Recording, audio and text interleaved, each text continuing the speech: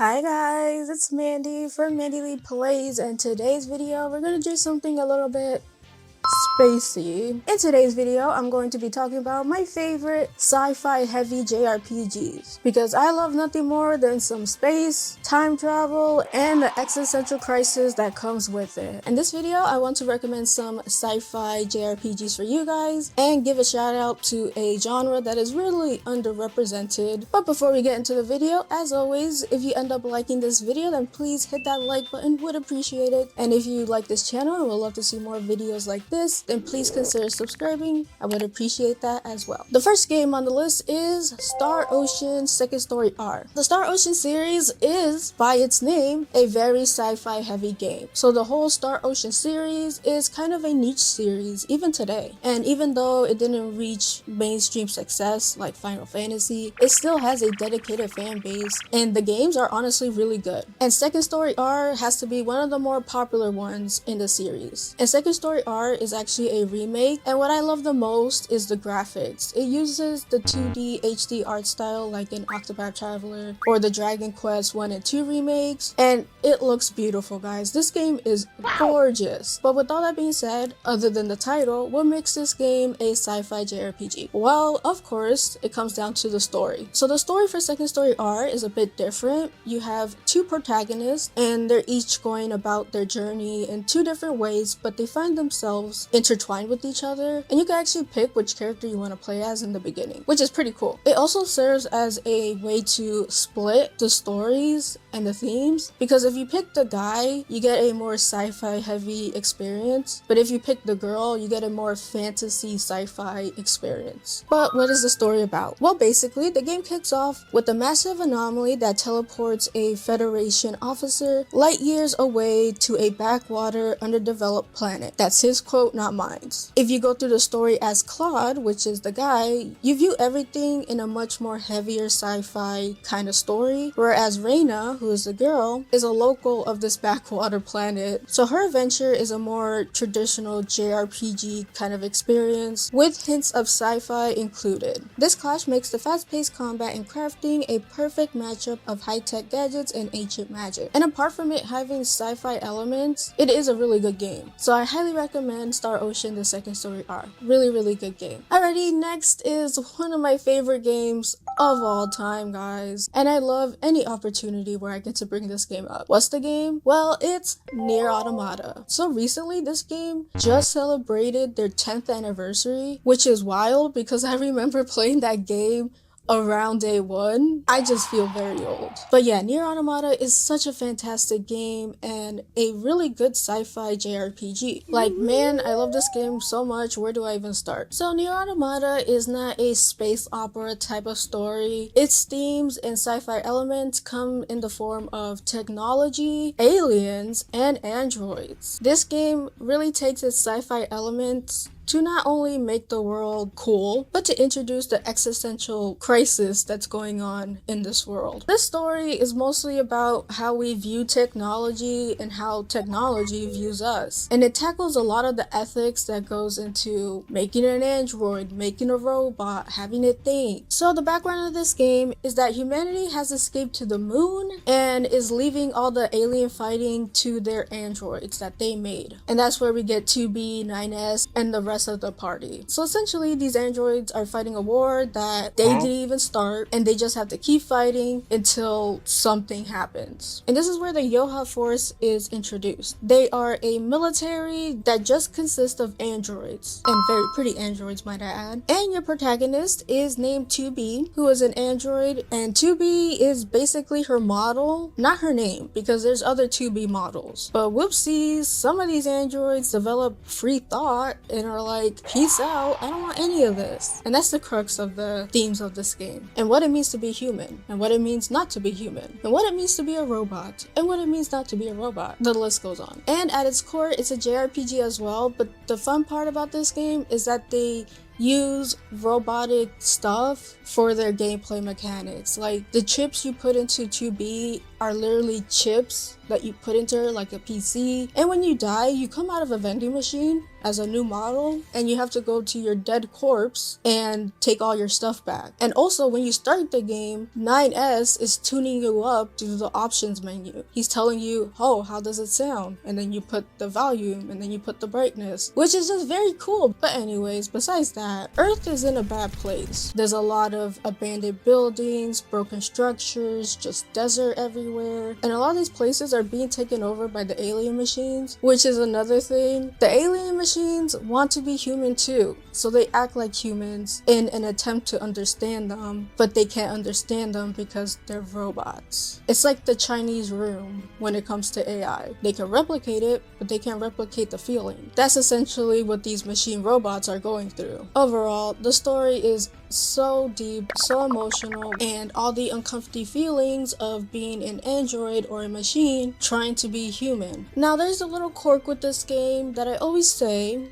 just in case people have a problem with it, and that is you have to play the game about 3 times, so 3 different routes, but each of them are different. The first one is you go through the story as 2B, the second one is you go through the story as 9S, but the third one, and arguably the fourth one, is a different premise all around. They just build upon each other. Nier Automata does a really good job blending in science fiction elements, but not really making it out to be like super epic, but instead it's questioning the technology that sci-fi is known for and the ethics behind it. So it's not really glazing the sci-fi genre as it is kind of critiquing it, and believe you me, this game will stick with you after the credits roll. To this day, I'm still watching videos about Nier Automata and things like that, and since it's one of my personal favorite games of all time, I love a good chance to talk about it. So I highly recommend Nier Automata. Alright, now moving on to our next pick, Xenoblade Chronicles X. You can also include all of the Xenoblade games, Xenoblade Chronicles 1, 2, 3, but I want to focus on Xenoblade Chronicles X because that one is the most heavy on sci-fi than the other ones, but even the other ones are good sci-fi picks. With Xenoblade Chronicles X, it tackles sci-fi different than the other 2 that I've mentioned. It really focuses on what would happen if humans found another place to call home. Even from the beginning, it just plays like a sci-fi movie. So basically, Earth was being invaded by something, so they chose a ship full of humans in cryostasis to go colonize a different planet, and that's how they got to the planet that they are now, which is Mira. And now they're trying to make Mira their new home, or the second Earth, basically. And your protagonist, which is a blank slate protagonist, must work with other humans to figure out what this planet has, look at the resources and different fauna to better understand Mira. And in a short amount of time, like really short, they built a city called New LA, which is the worst name possible. Like, you have any name in the book, but you chose New LA. And there's a story to this game, and it does have sci-fi elements, but most of the side quests and quests basically have you going around and making Mira your home. And you also get to befriend many other aliens that you find in Mira, and some like you, but some don't like you. Everything in this game really feeds into the sci-fi survival core experience. And instead of fantasy spells and swords, you have weapons like energy blades and heavy firearms. And the peak of this sci-fi experience has to be with the Skells. The Skells are basically mechs, and you could get your own, you could fly one, you could use it in battle, decorate it in different styles. I love using these Skells so much. They're very fun. Once you get a Skell, the game truly does open up. All this makes Xenoblade Chronicle X a peak sci-fi JRPG adventure. Alrighty, now on to the next pick, and that is with Chrono Trigger. This was a game that at first I thought was fantasy, but if you really think about it, it's sci-fi. So basically, you and your friend go to this carnival, and she builds a literal time traveling machine that goes crazy and takes you and your friends to different points in time. And the ultimate baddie is not some evil dark lord or warlock. So the big baddie, Lavos, is a colossal world-eating alien that is looking for some food. The cool thing with Lavos is you don't know if his motives are just animal instincts or because it has some type of higher thinking. And beings like Lavos really look at Earth and humans as, you know, ants. They just arrive here and they're gonna do what they're gonna do. But not this time, because our team is gonna take him down. So on the surface, it might look like a Final Fantasy game, but when you really look at it, it is a sci-fi adventure. And it's just one of the best JRPGs of all time, so there's that too. Alrighty, onto a more niche game, and that is for 13 Sentinels Aegis Rim. I love this game so much, and I love the way it tells its story and the gameplay too. So 13 Sentinels Aegis Rim does something different. So basically you have a visual novel portion, but you also have the gameplay portions in a separate category. So you could go do your story stuff and then it will stop you to do the gameplay stuff. It's really weird how they did it, but it does work with the game because the way it tells its story, it's supposed to feel like out of order to really get the full impact of all the twists and turns. But anyways, let's go on to the game. This game is made by Vanillaware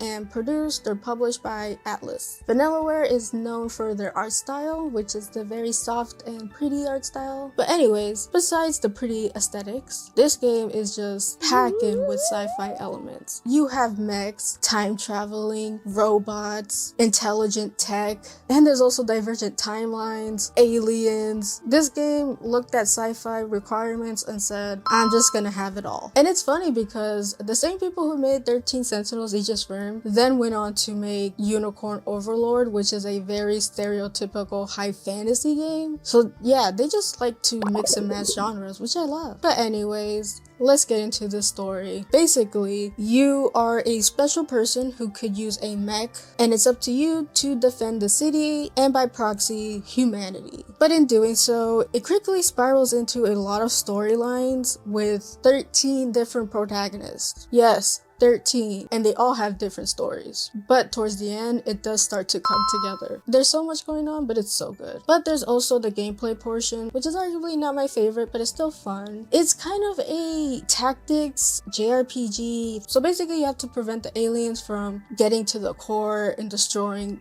planet Earth. You and your 13 other protagonists have mechs, and each mech is unique. One is a very tanky one, then you have the light ones that could fly or to shoot far projectiles. They all do different things. And when you look at a screenshot of the gameplay, it might look like a lot, but trust me, they do a really good job explaining it and how to play. So yeah, if you're really itching for some big sci-fi heavy stories, 13 Sentinels literally has all of them. So that is it for today's video. I hope you guys enjoyed and got some good recommendations out of this. If I'm missing one or you recommend some, then please let me know in the comments down below. Hit that like button if you like, and please consider subscribing if you're not yet subscribed. Also, hit that hype button if you want to. You can follow me on my socials in the description down below. I hope you guys have a beautiful rest of your day, and as always, play a good game. Peace. Gonna travel to the break it rounding out. I'm on a mission, routing out whatever it is I gotta do. Routing out until the day I meet you. I'm routing out. I look up in the sky.